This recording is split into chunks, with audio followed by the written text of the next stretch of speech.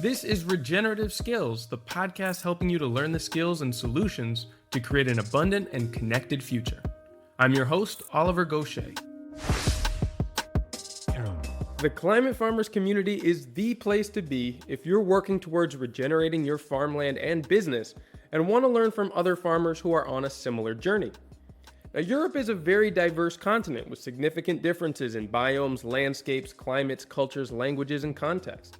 So rather than looking further abroad for solutions, connect with others who found solutions to the challenges that are unique to us here. We have a central community chat on WhatsApp where you can ask questions, share your own observations, and simply chat with others who don't think you're crazy. We also organize regular skill exchange calls where experienced farmers share their knowledge and answer listener questions. Increasingly, we're even bringing the community offline by organizing gatherings at farms all around Europe. So if you're actively farming anywhere in Europe, you can join for free today through the website at climatefarmers.org under the For Farmers tab and click on Join the Community. And there's also a direct link through the show notes for this episode. I look forward to seeing you there. Hello everybody. Now today we're going to be continuing with the second part of our deep dive into drought. Along with my good friend Nick Steiner and I, we are going to move now from defining drought and its myriad of causes and factors that make it worse, to a wide range of solutions and opportunities that are available to people who are living in different environments and with different access to land and space. Now, you may not be surprised to hear that we ended up running really long on this, and so I split the episode into two parts. In this session, we cover mostly the order of consideration for a retrofit of a home or even a landscape design that is geared towards water harvesting and rehydration, or in the case of a building, more efficient and effective water use. Then we look at the options available to people in small living spaces like apartments and condos in urban and peri-urban areas. We also start to explore the next size up, which would be small to medium-sized homes with access to anything from a small garden to a couple acres of land. Now, the great thing about looking at things in this order is that pretty much all of the options available to small-scale living and land access are also available as you size up. I also think that it's important to explain that there's no reason you need to own or have access to large amounts of land in order to have a meaningful effect and influence on the water catchment in your local area, or often even more importantly, assist in the shifting of the culture of water use and abuse that is baked into many of the modern societies that we participate in towards one of reverence and respect for water and the life that it enables. Now, it's impossible that Nick and I mention and explore all of the options at the various scales of living that we cover in these next two episodes, so please reach out to us if you think that there are other possibilities we should be aware of or mention in future talks. We're always excited to expand our own understanding and have a better grasp of the new and emerging knowledge for working with water. So, with that out of the way, let's go to me and Nick. It was a really great session last time. We really got into, well, first of all, updating people about the different projects that we've got and how this relates to the current state of drought that both of our living areas are in. You on the island of Tenerife, me in the mountains of Catalonia. And well, this is ongoing, especially because we're recording this one day after we recorded the last one. Yeah, the drought conditions have not changed one day to another. But luckily, we're going to be turning the lens around a little bit from just, I guess, articulating the issues that we're having, the statistics around it, and why this is such an issue, to actually what is possible, where there's hope in all of this, and how we can start to reverse the trends of drought. I know that this is something that you're very passionate about and that you've researched a lot. It's a big part of your work. And so why don't you start us off with, first of all, where you see some of the biggest potential here before we start to break it down into the different scales and levels of appropriate action. Absolutely. Happy to do so. Yeah, I totally missed you. It's been like 12 hours since we talked. Yeah, so those of you who know us and me in this case know that water is definitely front and center for everything. And it's particularly clear here at the property because it's fully off grid. We only get 280 millimeters, around 11 inches of rain. So that's really hardly anything. And normally none of that comes between May and September. And I only have one big water tank at the property. And so this is basically the lifeline for everything. And that's the moment when you really learn, okay, how am I going to use this resource? It's definitely limited. if it ever runs out, I'm in deep trouble, and trucking in new water is going to be insanely expensive. And since the road is in really bad conditions, not even sure if it's possible. And that's kind of the moment when you realize there is no tap that you can just turn on whenever you want to, and there's unlimited water. And this is the situation that some people face. Well, if we look globally, many people face this situation. For us in the West, luckily, not that many face that situation. But it's something that it's really good to be prepared for. Like, don't expect the tap to always be there. Don't expect water to be almost free, as it is in most places at the moment. And what I've realized here is that just the thought of having unlimited free, or at least very cheap water, would change everything. Like, if you have very bad soil conditions, you can just grow the fertility. If I'm just thinking here every day, I would plant so much more if I had water. I would just plant all the fertility I want. I would plant all the fruit, everything I want, because I would know I can just give it as much water as it needs. And this is the kind of point we can get to. If we have enough water, we can improve any situation, any soil, anything. But you can have the perfect farm, the perfect setup. Everything can be ideal. But if you run out of water, those plants are going to die eventually. And that's a reality that more and more are facing. And it's a reality that is really good to be prepared for.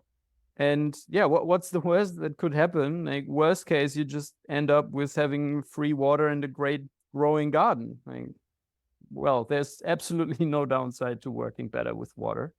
And looking at this kind of cascade that I'm seeing more, it's like water is at the very top. And when you get your water right, everything else can follow. And this is often also expressed in the scale of permanence. That's a term that was used for it, and that is often used in these regenerative agriculture realms. And maybe for those of you who don't know what it is, Oliver, can you give a bit of an explanation of scale of permanence and what that actually means? Yeah, the scale of permanence is referred to a lot, especially in the realms of permaculture design, because Bill Mollison and David Holmgren were largely inspired by another guy in Australia back in the 1950s. And his name was P.A. Yeomans. He was an engineer and a farmer, and came up with this system that he called the scale of permanence, that organized the different elements on a farm as to how much energy it requires to alter or change them in any way. And then, of course, how long it would actually take for them to change on their own. And let's see if I remember these off the top of my head. It starts with climate, because really we don't have the ability, not on an individual level, to change the climate. I mean, there's plenty of evidence to say that we have changed the climate, but this is over longer periods of time, tons of energy, lots of people doing this all over the world. You're not going to change your own climate. You're not going to really influence it at all. And so at this stage of the scale of permanence, rather than trying to strategize about how to manipulate it, we're learning as much as possible so that we can later adapt the system to the condition, otherwise unfeasible. Now, as you move down the scale, it becomes a lot less energy intensive and takes much less time in order to influence these elements. So the second one is landform. Landform is quite permanent. It takes a long time to change on its own. We're talking about wind or water erosion primarily. This can take eons. And we can actually start to influence at this stage, but we need very large machinery and a ton of energy to do so. So that's landform. The third one is water. And the reason why it's so high up on this scale of permanence is, though we can manipulate it more, and sometimes through shaping of land, we ultimately don't have control over things like rainfall, like we talked about in the last episode, and the effects of drought. That's out of our hands. And so if we can start to store water on the landscape, either underground or in overground water bodies, this is, much like you were just saying too, the linchpin about the capacity for life that we can invite into a space, right? Everything is dependent on water. All forms of life on this planet anyway are dependent on water. And the more water we have access to within, reasonable amounts, we're not talking about like trying to build an ocean on your farm, but integrating it into the biotic systems is going to greatly improve the capacity for life on that space. And then from there, you go into ecosystems. And the old way was talked about as forestry. And so I'm going to mix up the terms a little bit here, because I didn't study so much originally from P.A. Yeomans. I actually went for, what was it? Access is for. You're right. This is why I'm going off of the top of my head. Right after water, we get to access. And access is also closely related to the ones above it. You'll see this all throughout the scale of permanence. Access is how you get in and out of certain parts of the landscape. And if you can coordinate this with the way that you have shaped the land and the way you are routing water throughout the space, you can do so in a conducive way so that your access routes like paths or roads last longer and can actually act as features that move water to and from where you want it to be and harvest it or store it on the landscape in convenient ways. Now, if these things are in conflict, this is where you get water washing out roads. This is where you get water sitting on access paths and getting them all muddy and starting to degrade the ability to move around and transfer energy around there. And I'll go through the other ones more quickly because we're not going to focus on them quite as much, but just like all the rest of them, they are very much influenced by those above. And so the reason why we look at the scale of permanence in this order is that if you make these considerations on the higher end before moving down to the lower end, you are much less likely to have your elements, your considerations in the design of your farm conflict with major forms of natural resources that you want to optimize.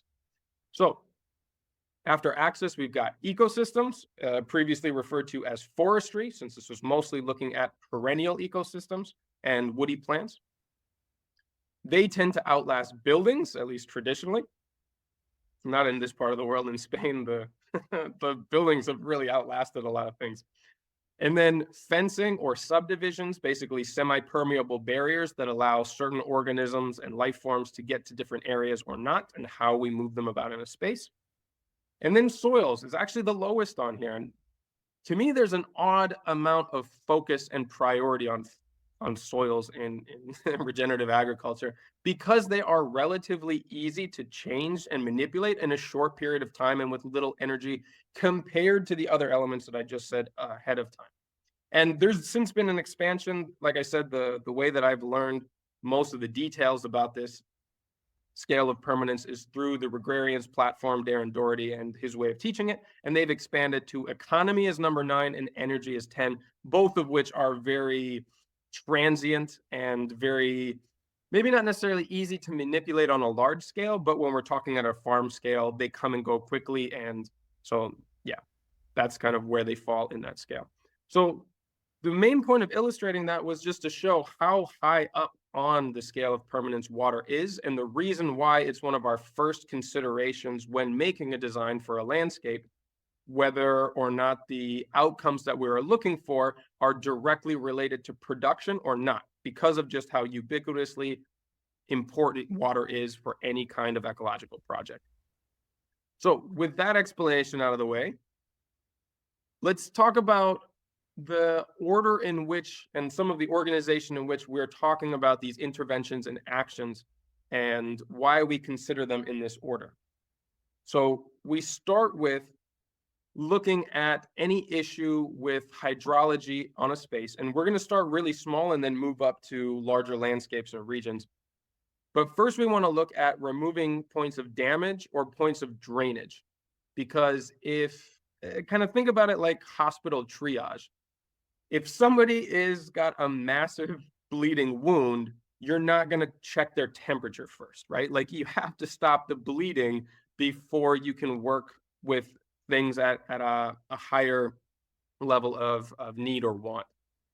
And so if your landscape is draining, if your, let's say, hypothetically, your water tank in Tenerife has a major leak in it and you can't find it and you're not getting any more rain, well, that's probably where you want to fix things first. Maybe you can give me an example, Nick, about how this is played out in your own system.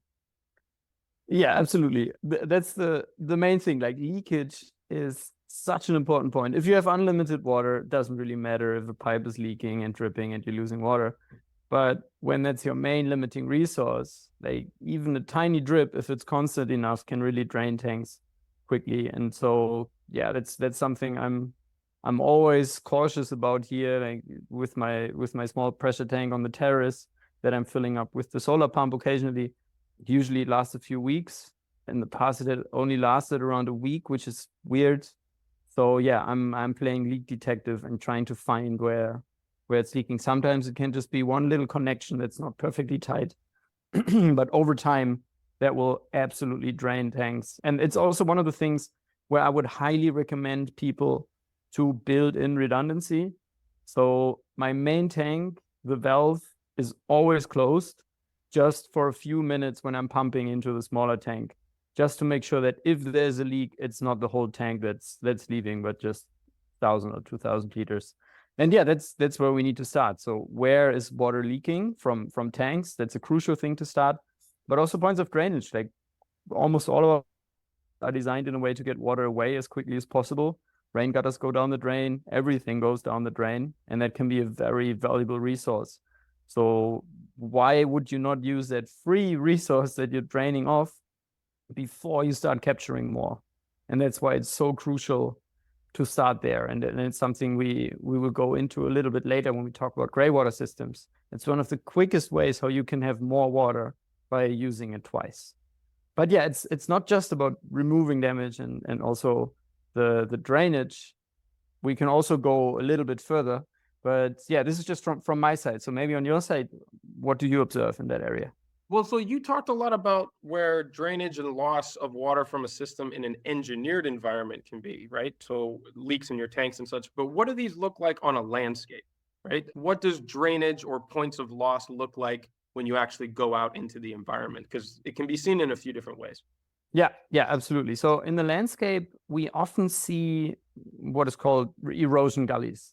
So you always see them in any kind of environment. There's always this one spot or these multiple spots where when it rains, water accumulates. It's the lowest spot. It's basically the path of least resistance for water. And that's where it will start cutting into the landscape. And we always see them. We can see them in a tiny scale in a garden. We can also see them in huge scale on farms. It's also something when we visited farmers recently in Portugal, where we saw some of these erosion gullies, I think 3-4 meters deep. They were gigantic. And so that's, as you described earlier, that's a giant wound. And if you can fix that, all that water that leads through those gullies, if you can make that available throughout the dry season, that plays a gigantic role. And it's one of the main things where you can start, like plug the leaks before you build new systems to capture more. Because if you just capture it and then it leaks again, well, what good does that do? Yeah, erosion is definitely the easiest to see of the points of drainage on a landscape that I've observed. In modern times, there are some other hidden ones, especially on farms, that I like to look for. There is a product called drainage tile that you can occasionally find now outside of the United States and Canada, where I know that's been used a lot more regularly than in other parts of the world. And the name is deceptive because it's not tile. What it is actually drainage tubes that are embedded in the ground, usually in pasture or row cropping areas. And this is because so much of the arable, high value farmland on that continent was reclaimed from wetlands. And as you can imagine, most wetlands accumulate a lot of moisture. They're like full sponges, right? They're constantly at capacity and they work as filters. So there's a high level of moisture. They're oftentimes at or even slightly below the water level or the water table level of that area. And so in order to make them productive for, let's say, grains that don't require being entirely submerged in water, which, I mean, let's face it, they could have grown rice or something. But anyway, so they embedded a huge network of tubes that are perforated. And so when the water level or water table starts to rise in that area, these tubes kick it off to a lower point and prevent the water level from getting up and saturating or soaking the roots of the plants, which can cause them to die. Over time, what this has done is completely drain the landscape underneath the ground. And yeah, so you need to know if there is drainage tile in the landscape that you're working with. If you're working with a large farm, there's a chance. It's not very common otherwise, but it's very often hidden. So if you don't know what you're looking for and you're having water issues, that could be something to look into. And I guess the last one that I would mention there is compaction or capping of soil. So it's not necessarily a drain in itself, But if water is unable to get into the soil in any way, it's running off the surface.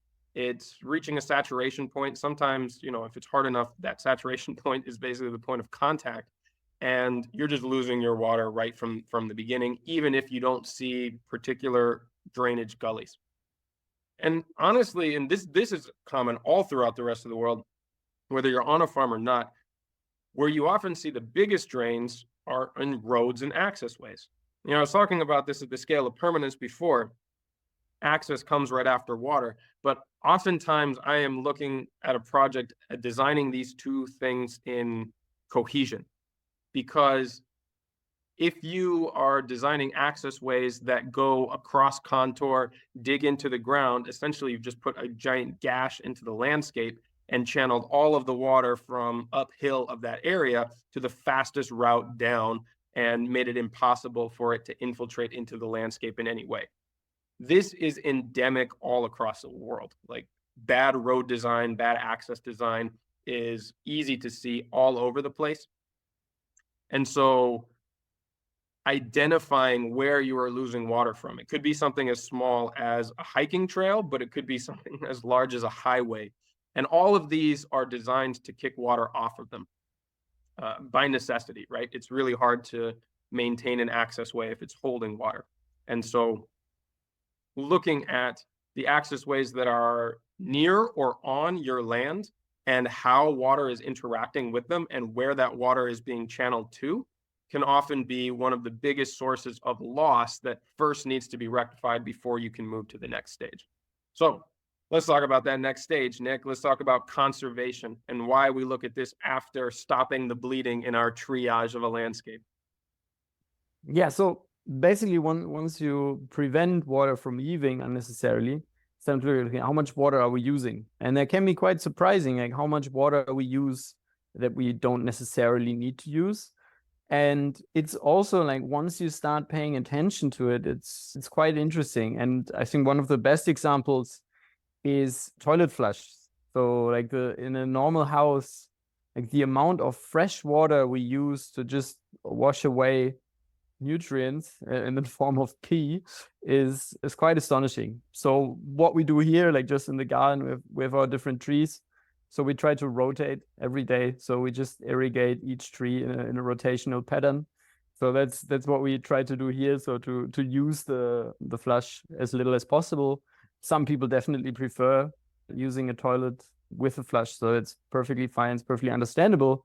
But then what you can also do, sometimes you can reduce the amount of water that is used in your flush. So what you can do is sometimes there's a valve in there, you can adjust it so that it fills a little bit less. If you don't have that possibility, what you can also do is just put something into the reservoir of the flush to just have less space. So the easiest I found is fill a water bottle, fill it all the way full, put it in there, and then every flush takes less water. So that's something also when you're thinking about shower, like how much water you're using there, how you're washing your dishes, how are you using that water, is constantly running.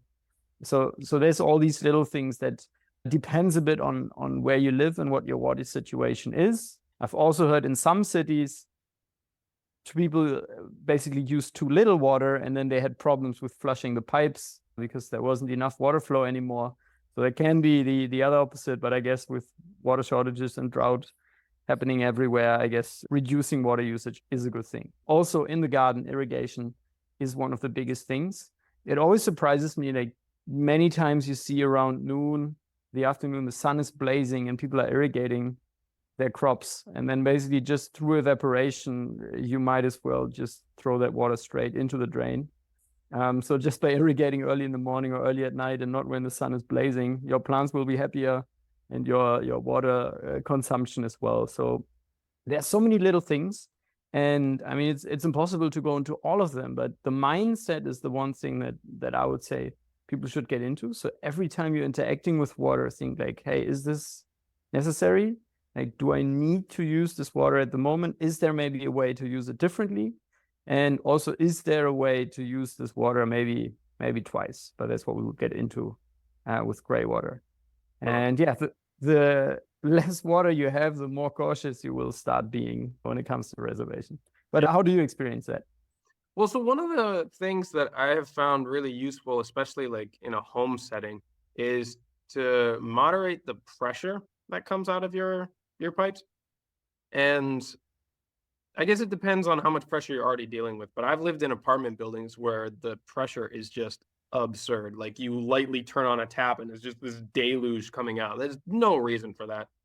And it's very easy to add a pressure regulator valve into a plumbing system. If you don't feel comfortable doing that, a plumber will do it for you really easily. And yeah, think about for most of the points of use for water, how much pressure you actually need to accomplish that goal. Let's say washing your hands. You're not like the part that's cleaning your hands is not the pressure of the water. You just need a little bit of water, basically like lubricant and soap as a solution to get off any grime. You don't need pressure. Same with like, water for brushing your teeth. Okay, shower. You probably want some pressure there, but there are different heads and fixtures that you can put on that are low flow that still maintain a decent amount of pressure, but with a fraction of the water actually coming out, mostly by just, pressurizing small little jets so that you don't get a huge unnecessary amount of water in the same amount of time. And this is actually in contrast to some of, oddly enough, these things kind of go in fads. And the rain head showers are really popular right now. These big, wide ones that just drop water down on you. Those consume an absurd amount of water that is unnecessary. Yeah, they're kind of comfortable. But if water scarcity is something that you care about, or even just, smart use of it, a more conservative water fixture would be a good use there. And then the other one too is how much of what you're using water for requires it to be potable. Uh, the standards for drinking water are very expensive to maintain for municipal systems, and I'm assuming most people here are on municipal systems. It's a rare person like you, Nick, who catches all their rainwater. Although more people should be doing that, and there's ways of integrating that within municipal water supplies too. But assuming that most people are on municipal water, it's a huge amount of energy, filtration, infrastructure that's required to create all of the water in our systems to be potable standards. And whether or not you consider those potable standards from where you're getting your water from good enough for you to drink, or you go and buy bottled water for consumption, I am really an advocate of having multiple systems where the quality of water is adequate for what you're using it for. Like there's no reason we should be purifying water to the point of drinking and then using it to flush our toilets. That's a huge waste of resources and energy. And so if you have the option to, like you said, reuse some water, which we'll go into more detail in gray water systems and points of reuse, those are really good applications for it, right? You can hold on to the water after a shower in a bathtub and scoop it into the flushing mechanism of your toilet, right? There's no reason why it needs to be that clean. So those are kind of the ones on conservation that I think are important, that may be out of some people's hands, but in a larger advocacy sense is something that we could talk about in retrofitting a lot of the infrastructure for municipalities in this way, if we're trying to save energy and water at the same time. All right, so that's conservation. Now let's go into the fun stuff, which is adding or being able to increase the capacity and storage for hydration in your landscape or in your home. What are some of the main options there that you see? I think one of the big things when looking at home. So let's start at the point of access that definitely everyone has. So if you are in an apartment, maybe you don't have access to your own garden, your own land. Very likely you do have some kind of plants there, some kind of flower pots, all these kind of things. So that's a step where you can really start. It's like, okay, how are you using water for your plants? So there you can really start with different designs of watering them. So I'm a big fan of self-watering pots for small apartments. So This is your forte. Wait, so go on, because you've really experimented around with this. You've actually got a whole landscape on self-watering pots out in your garden there. But let's start from the smaller scale. How does that look for houseplants inside of a home? Yeah, so for houseplants, the basic idea of this pot design and how this works is that each pot and each plant gets water from below. So that's how it also works in nature quite a lot is that the roots need to get to that water. And so if water is coming from below, the roots get trained to grow down. And that's one of the issues how we can really reduce also consumption, because we tend to water from the top. So the top layers get wet, but if the sun is shining, those also dry out easier and you only get some surface layer roots. And if the water always comes from the bottom, then the plants get trained to grow better roots. And also the biggest thing that I'm seeing is you have almost no evaporation because you don't have water on the surface. It's always protected by at least a few centimeters of soil and then another mulch layer that's on top.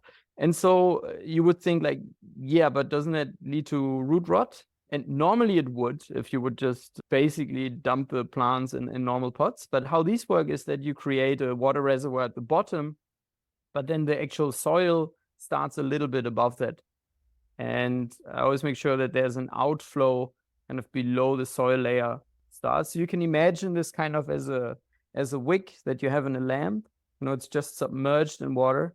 So like an oil lamp, I think that's the easiest example to understand, where you just have the wick that's inside the oil and it starts burning, and that's how these pots work as well. So just a small portion of the soil is actually touching the water at the bottom of them, and then the soil through capillary action just pulls up the water, and then eventually the roots grow into it. And that system is great because it's much less watering. You can leave these pots alone for quite some time. And now the way I'm expanding it is I'm connecting all my pots with float valves and just making it a bit more sophisticated so that I really don't have to do anything anymore. But just switching automatic whenever it gets to a lower level. Exactly. It's basically the same that you have in a toilet flush where it always refills to a certain level. So that's what I build for my pots. And that way I don't really need to do anything anymore. And just by switching pots to that, you can already reduce watering, and that same concept can be applied if you don't have access to a garden. But I mean, almost everyone has at least one plant at home. Probably everyone had at least one plant die due to either not watering it enough or drowning it. And also with these pots, you can get rid of that problem. So that's why I love it. And it's something that really everyone can do if you have at least a tiny bit of light in your room. Yeah. And so to recap real quickly, we started talking about removing damage and points of drainage in whatever system you're designing for, then aiming for conservation, and only after doing those things, looking at your capacity for capture and addition. The reason why we go through those steps in that order is that because if you start to try and size a system to capture a certain amount of water before you get rid of where you're losing it from and reduce to hopefully the bare minimum of what you actually need, chances are you're either going to completely over-design a system, make it unnecessarily large, which can be very expensive, or sometimes completely unfeasible with the amount of, let's say, roof space that you have to harvest rainwater, or the landscape and its capturability. And so first, by removing that drainage or that point of loss, and then reducing what it is that you actually require, chances are what you're going to need to harvest or add to your system is going to be significantly diminished. And then you could potentially go above and beyond and get into this point of enjoying a very hydrated, lush landscape like Nick is dreaming of somewhere down the line. And One so, day. yeah, so thinking about it in this order is key, because it will definitely save you money. It will definitely keep you within the limits of what your landscape or your house is capable of doing. And yeah, what we're going to do now is we're going to go through options at various scales of properties that you may have access to. We already talked about indoor spaces for apartments or condos. And then we're going to move all the way up to large farms, big tracts of land, and maybe even regional scale. We'll go all the way up to there. And we're going to try and cover a couple of options in each of these categories that we already mentioned to hopefully give you some ideas and expand what you might think is possible at these different levels of design. So let's see. We've already talked about self-watering plants inside the house. There are very limited options of what you can do with a water system if you don't own the building. If even if you have a condo, you're not really dealing with the infrastructure inside of the larger building. Chances are you don't have any control over that. Conservation within your use is what's going to be available to you. But this is where I really like to introduce the option of working within community. You've got a lot of people around. At least the people in your building, that's a That's probably larger than the town that I live in as far as population.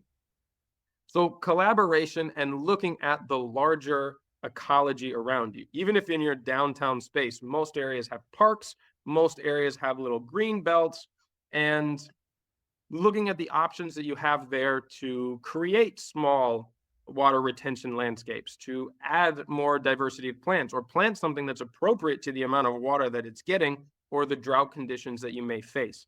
I have had some wonderful projects submitted through the design programs that I taught through Gaia Education in the past, of people who looked at, small regional parks where they would go and walk their dog, or these little green belts along the side of roadways that had been abandoned and neglected.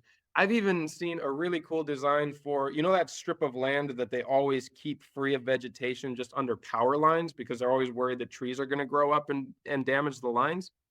Well, okay, you can't grow big trees there, but what can you do with lower shrubs and actually taking care of that space, because it's otherwise oftentimes very much off contour and a huge point of drainage and erosion in those landscapes.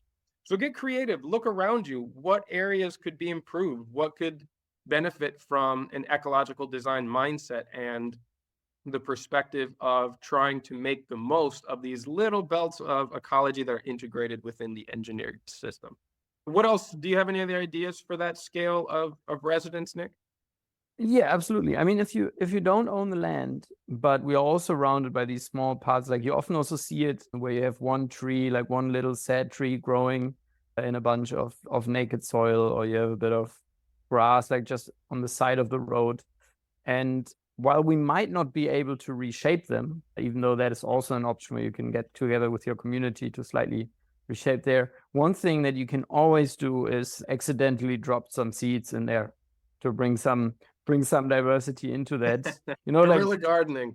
Exactly. Like no one can stop you from having some seeds in your pocket, and then for some reason, there was a hole in your pocket and all those seeds dropped into that space and suddenly started growing. Like those accidents happen. That's perfectly fine.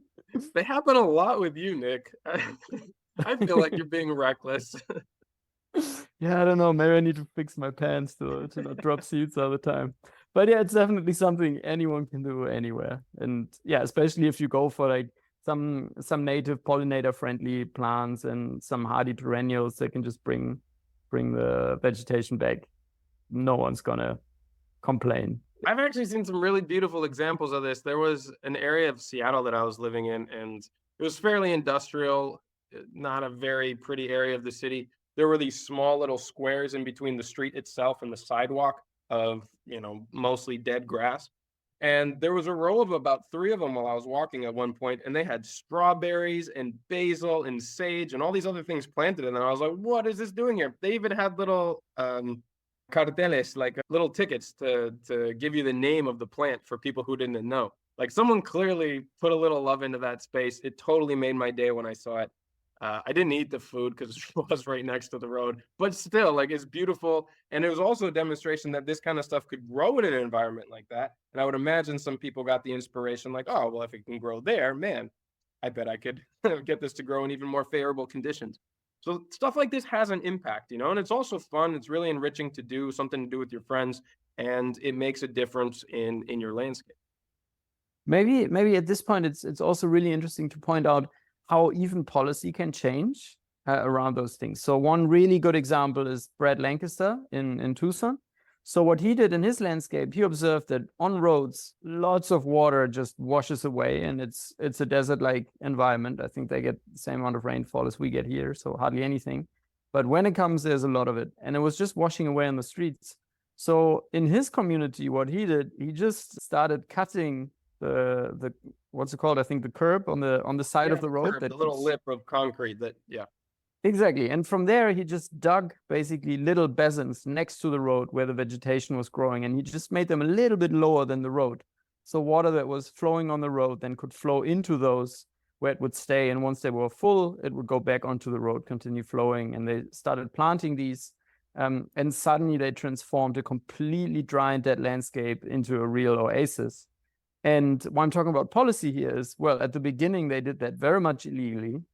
But at some point, people realized, oh, wait, why is your street completely green Why do you not have as many problems with flooding as other areas? Like, why is everything here amazing and you're not using as much municipal water? And then basically he started explaining his concepts, and now this is actually proposed by the city. So when new roads are built, Required for new developments, yeah. exactly, they're now doing it. So that's why, you know, It's taken off in a sometimes lot of other places too, not just in the desert Southwest. I've actually seen some of these things in New Jersey, and I can't remember where else, but the idea is not only does it help to rehydrate the landscape, but it takes a huge load off of the flood surges that usually collect in drains and can cause all kinds of problems for the infrastructure of a city. So there's a lot of reasons to advocate for this beyond growing more greenery. And I think that's the angle that he eventually won over the town council with, and not only got this idea embraced, but then now, like I said, required for new developments. exactly. So, you know, sometimes happy little accidents can turn to policy changes. So yeah, see what you feel comfortable with and what doesn't cause any real danger. Yeah, and you know, you have access to so many more people in an urban environment like that. See who else is passionate about these things, or who you can, you know, inspire and make passionate about these things around you, because as you start to build up allies, this is really how, you know, bigger change, systemic change starts. And as you grow your community and your advocacy, you can start to take it to a policy level, or even just start to increase the scale of projects that you do within your neighborhood and get more people involved. And I mean, only good things can come out of this, even beyond what you're doing for the landscape, getting to know your neighbors, building resiliency in those connections, disaster preparedness. So much of this can come out of, you know, just building community around positive ideas.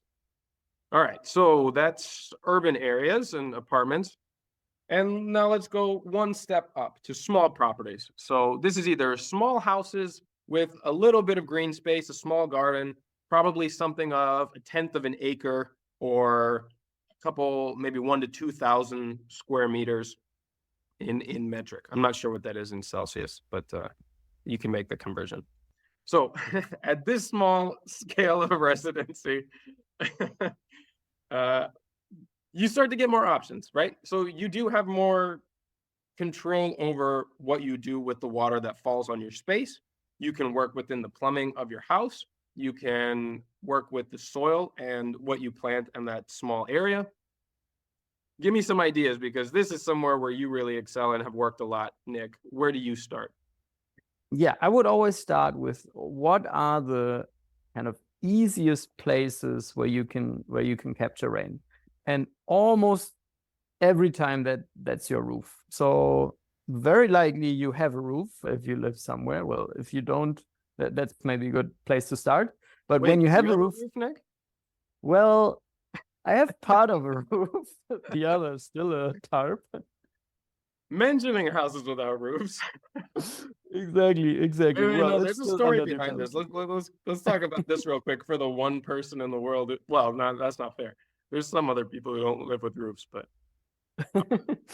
Yeah, let's go well, into this. basically the roof here was just built in such a bad way. So I actually have a rain gutter inside the living room because it's dripping. But yeah, it will be replaced once I have enough money to to do it. Yeah, you'll get there. You'll get there.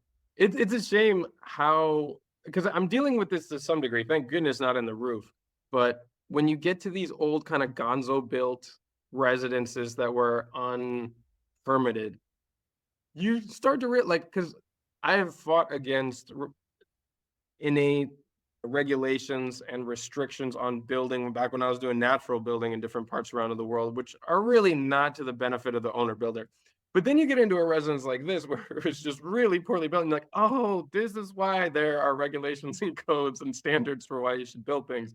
Because, you know, I remember seeing the pictures and the stories when you were ripping off the roof, and like, wait, they built the the roofing panels into the chimney? No.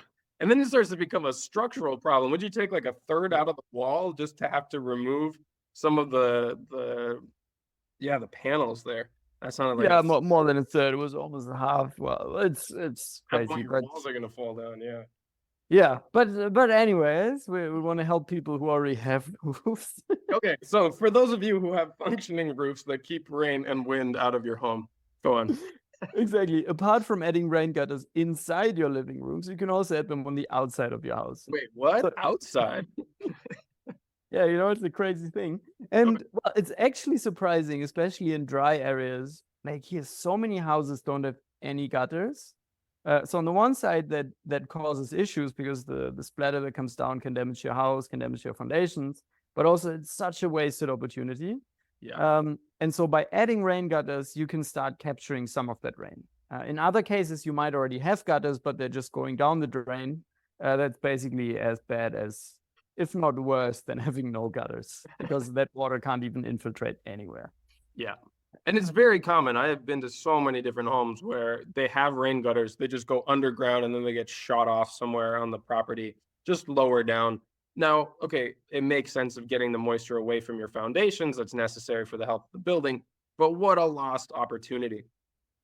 But it is 100%. it is worth mentioning that the type of roofing material that you are harvesting from can make a big difference in the quality of water that you're getting at the downspout. Can you talk about that real quick? Yeah, it depends a bit on the different materials. And so some roofs are just very clean, so to say, and the water, almost 100% of what falls will go out and will be clean. So particularly, especially kind of metal roofs, exactly, they will have almost nothing. Then you have other roofs. So if it's more of the tiled variety, they absorb a little bit of water before it starts flowing, so they can really suck Yeah. up They're quite quite some porous. water. Think of it like a terracotta pot, like that'll hold some Exactly. water. Yeah. Exactly. And then you have others. Well, if your roof is old and you're unfortunate, you might still have an asbestos roof. Also not the best to have, even though it's not that dangerous. As long as it's intact, it's not should keep. And so it depends a bit on what kind of roof you have. If you have a lot of stuff growing on that roof, if it's really old under trees, it might be quite dirty. If you have a lot of birds always nesting on or above it, it might be full of bird poop. So you have to be kind of cautious depending on how you want to use that water and what you want to use it for. And so it depends a bit in rainwater harvesting. If you have a clean roof and there's way of cleaning the water, then you can absolutely capture it as drinking water. Like it's potable. You can get it to that stage. If you don't want to use it for that, then you can capture it in a much dirtier state, so to say. Yeah. And there's nothing wrong with integrating it into your landscape. It's just when you drain it off and put it into a gutter or a drain in the road or something where it's a really lost opportunity. There's nothing wrong with having it fill into an infiltration basin or a swale or a terrace or even a mulch pit. There's a lot of ways to use it, even if you don't want to pay for a cistern or are not worried about having it as drinking water. Just don't drain it away as fast as possible. Yeah. Yeah, I think one thing that's also important to mention, a lot of people want to get into rainwater harvesting, then get a rain barrel. But I see that as a bit of well, I'm not sure if you could call it a problem. But if you have a rain barrel like these small ones, not sure exactly how many liters they are, but like around 200 liters, that shit in conversion, something in gallons, not much. I would say they're about similar to like the 50-gallon drums. They like oil drums. They're roughly the same. Yeah. So these small ones where you think you're harvesting anything, but then again, if you look at irrigation and using that water, that will last you hardly anything. So generally, when you start capturing water, I mean, capturing this much is better than nothing, but it also makes sense to start capturing it in quantities that actually become useful, because otherwise it's just adding cost to have that, but that much water won't really get you anywhere. And they're one of the greatest resources, IBC tanks. You've probably seen those. Those are those kind of cubes, often white, sometimes black, with a metal cage around them. You can buy them new, but also used ones. Generally, they're available everywhere because all liquids are shipped internationally in them. But also with them, they're great because they have a 1,000-liter capacity, which is really great. And what is highly recommended, you can get multiple and then just connect them. So that's one thing here. I'm doing my They kind don't of stack well, though. I don't think they can take the weight of another full one on top of them. You would put them in series next to each other. Yeah, I think you can actually. I've seen stacked towers of 3 by 3, but then the plumbing becomes a bit weird because you need to make sure that water can still flow. So yeah, definitely putting them next to each other makes your life much easier. And yeah, here I'm doing that with Avoids 3 of them. potential disasters too, because if you are stacking them and you don't get the bottom one perfectly level, and the other one starts to fill at the top, that could be very dangerous. So 100%. Yeah, you don't really want to do that. Yeah. Yeah. One thing that's really important to point out for the IBC tanks, though, is that the normal ones are white or kind of transparent, and so a lot of sunlight can get in, and that can cause quite a few issues because, well, if you have water plus sunlight, generally that always leads to algae buildup, and that can get quite severe. So if you want to use that water, it's important to prevent that from happening. And what you can do is that you can paint them, or you can cover them in a different tarp, or you can build a structure around them, and be really careful how you do it. So I tried it here with some standard paint. So I used some green paint because I wanted them to blend into the landscape. Painted it all, so I thought it was great. But yeah, still too much sunlight came in, and I still had a ton of algae bloom, which is fine if you're only working with big pipes and you're just irrigating from a big pipe. As soon as you have any kind of irrigation system with the small drip nozzles, they can block super quickly. So it's something to really look out for. You can get black IBC tanks that don't let any air, not air, but any light in. Highly recommended to get those if you can. Then you don't need to do any special preparation. And the other thing about getting them used is make sure that they were originally used for something that is food safe, because they transport all kinds of liquids, including noxious chemicals. And if you don't know what was in there previously, you definitely don't want to be storing any kind of water that will either go to your landscape or into your body. So yeah, that's really just an issue if you're getting them used, but that's definitely worth looking at if you're not sure where the source is. 100%. A friend of mine did that. He got such a good deal of getting 10 IBC tanks. He was so excited because they were so cheap. And then turned out they had some really nasty chemical in them. He couldn't use any of them and had to throw them all away. So definitely watch out for that. Bummer. All right, so that's capturing water. You can do it on your landscape, but we'll go into more detail about what options are there as we move up in scale of properties. But let's talk about what we can use as a reuse option for water that has gone through some sort of appliance or use in the home. We're talking about gray water systems, and I'll talk a little bit too about CRAs. I'll explain that later. We'll start me off with gray water. Yeah, absolutely. So basically, you distinguish water when it has been used into gray water and black water. So gray water is stuff that has just been used for washing your hands in a sink, sometimes in a kitchen, depends on what level. As soon as it has some kind of toilet entry materials in it, it turns into black water, because then you have some other safety concerns in it and you need to treat it differently. So black water is a whole different story. So today I think it makes more sense we focus just on gray water because it's much safer to use.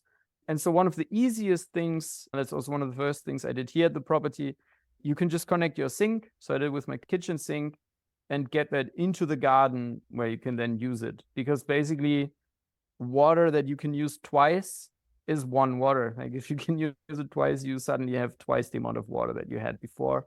And this water generally also has some great nutrients in it, so plants really like it. Make sure you don't use any highly chemical, toxic clean liquids. So we had to switch to all natural ones, and it's great. And then you need to see how sophisticated you want to build your system.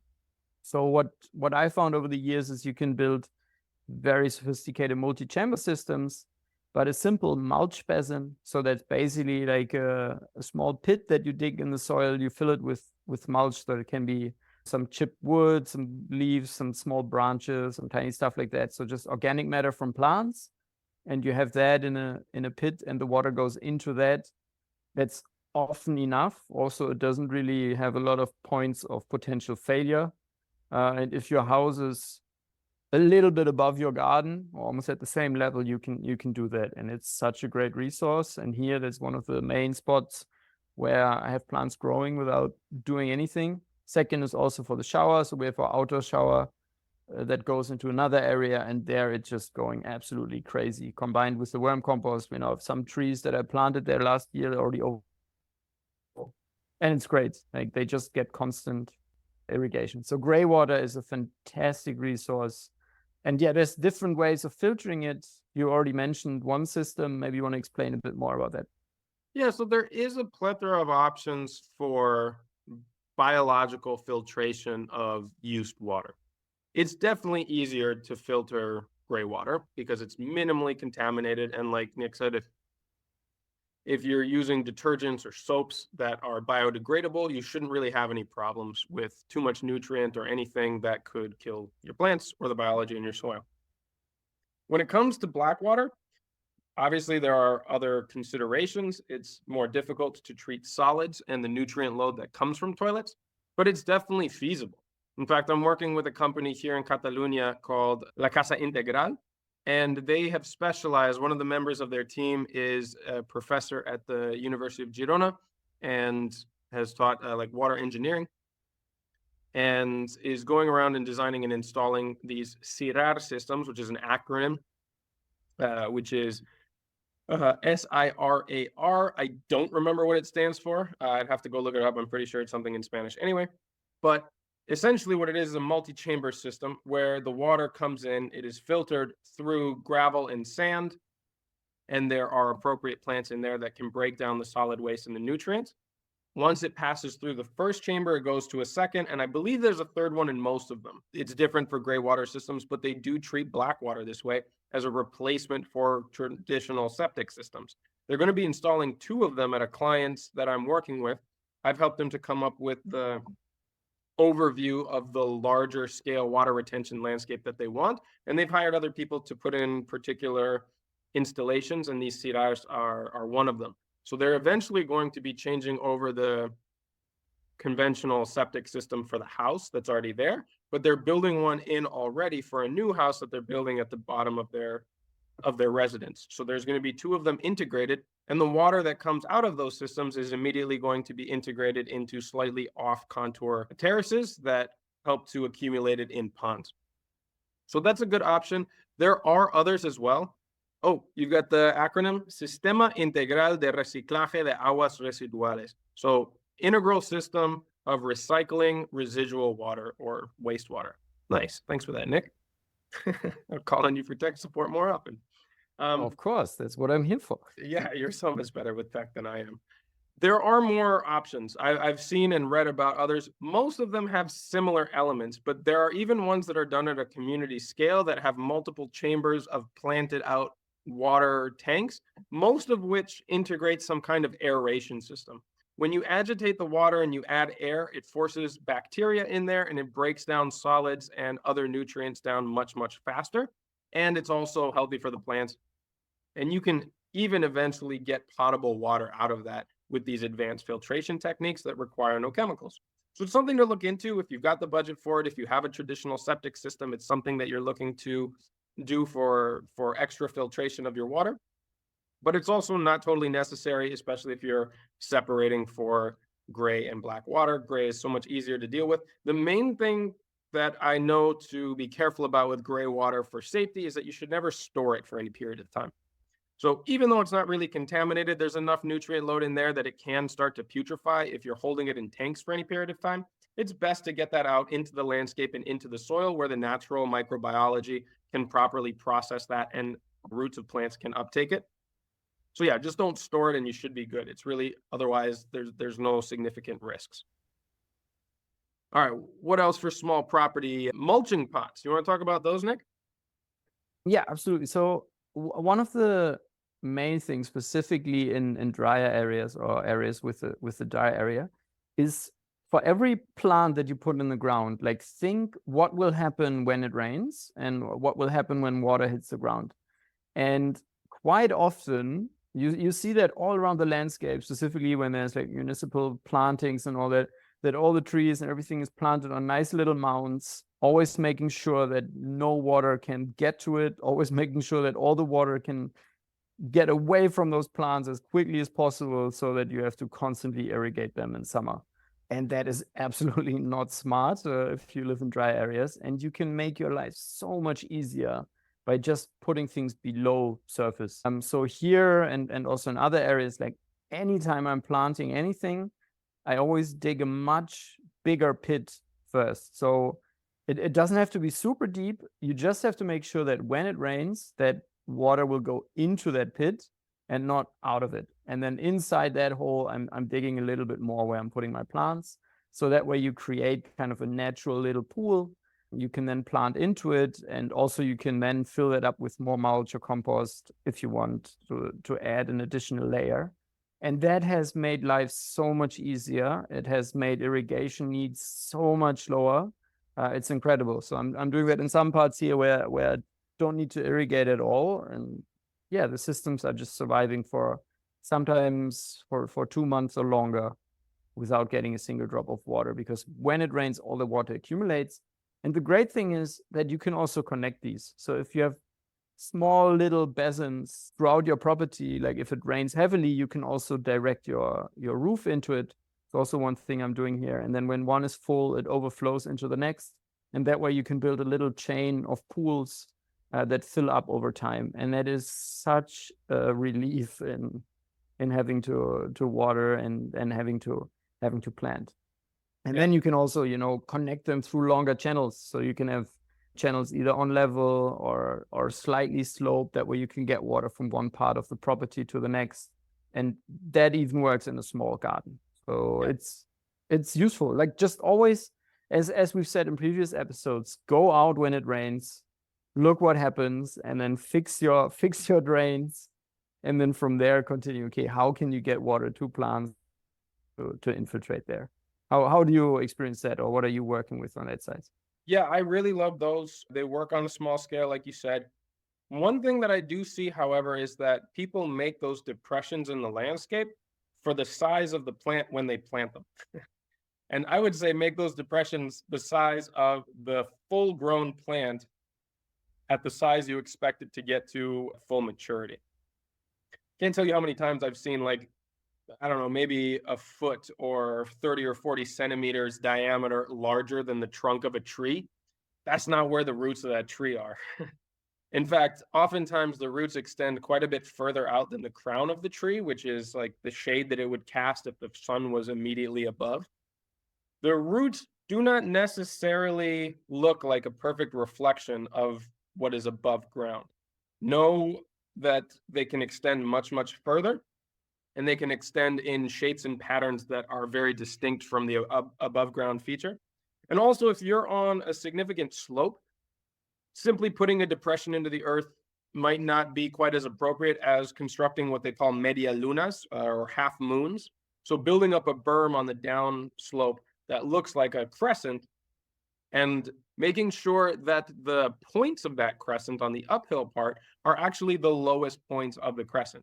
Because if you make the lowest point being the bulge or the berm on the downhill side, that's where it's going to fail whenever it overfills, and it'll blast that out and you'll lose all your water at once, rather than having it seep slowly out of the back, where, just like Nick said, you can connect that in with others and have a whole chain so that water has to take the longest route possible before it gets out. And Yeah, then, maybe just one thing. covering those with mulch and organic material too, to prevent evaporation, making sure that there's more to soak it up. But yeah, go ahead. Yeah, it's not just for trees. So I'm also doing that for vegetables and other things. So basically you can put your whole garden beds. I mean, everyone always talks about raised beds, but you can also do the reverse, which is very good in drier areas. So a sunken bed.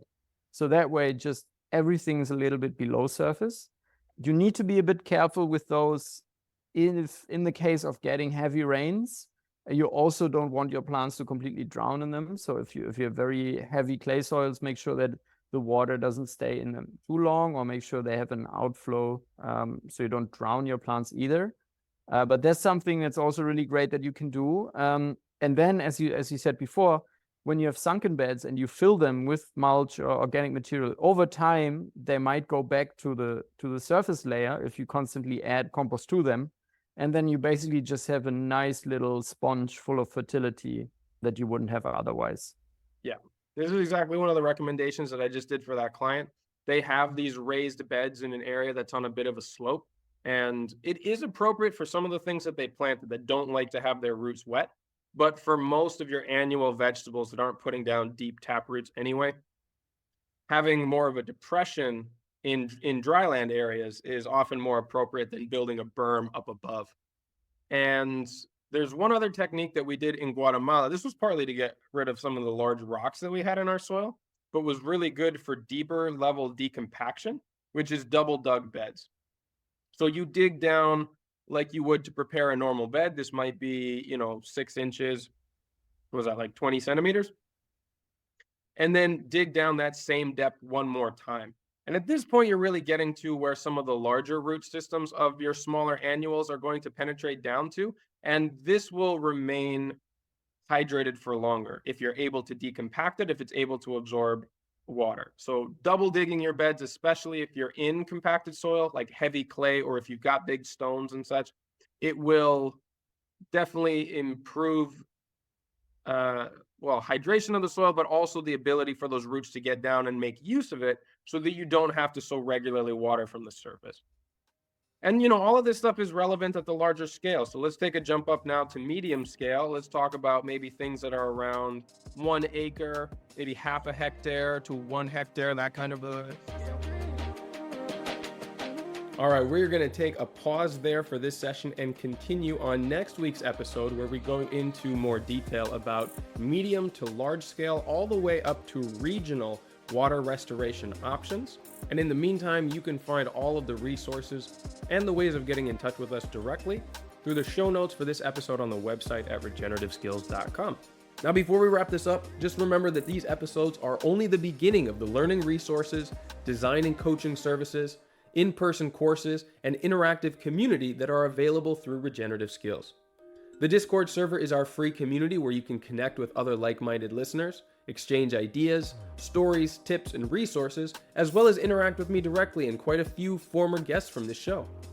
Our Instagram account at regen_skills is the best place to see the projects that me and the team are working on, both for clients and collaborators, as well as on our own properties. I'll also be announcing the certification courses, workshops, and gatherings that we've got coming up later this year. If you're interested in getting dedicated support for your own project, you can now schedule a free planning session with one of our team members through the request form on our website. You can also find all the links, show notes, and past resources there at regenerativeskills.com. We truly believe that no matter your experience, your knowledge, abilities, resources, or background, you can be a powerful force for regeneration on this planet, and we're here to help you find your path. So as always, remember to keep taking those little steps every day towards a regenerative future, and I'll be right by your side along the way.